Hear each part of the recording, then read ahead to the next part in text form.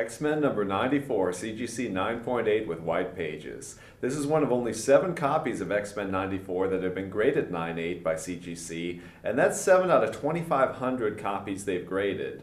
And of course, not all of those 7 have gotten the white pages certification the way this one has. Now, this is one of the elite copies of a key issue from the 1970s, one of the most valuable Bronze Age books. Personally, I'm very excited about this lot.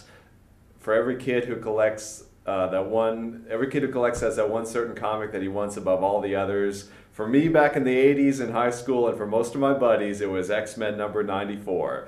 That was our holy grail, not something from the Silver Age or Golden Age. So why is the issue such a big deal? Well, as I know all too well, it was the first time that the new X-Men appeared in the regular series, so it kicked off the modern era of this title after those terrible reprint years.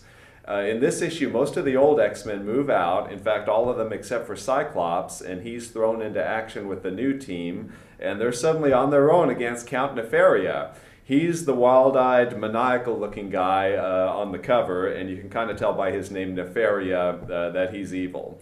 And as you can tell by the signature at lower right here, the cover art is by Gil Kane and Dave Cockrum, and what a striking cover it is. It features Colossus as the most prominent character. He was the most prominent one on most of the early covers because of his colorful costume. Now, why are there so few 9.8 copies of this issue out there with all the ones people have been submitting? Look along the green top edge here. There aren't any color breaks, which you hardly ever see for this book. And the very same thing is true for the green edge at the right. It really looks beautiful here, and I've seen plenty of copies where that's all dinged up. Let's flip it over and look at the back cover, which is bone white, and of course that's exactly what you want. You know, I'm gushing over this copy so much, you might think I own it or something, but I just wish I owned it.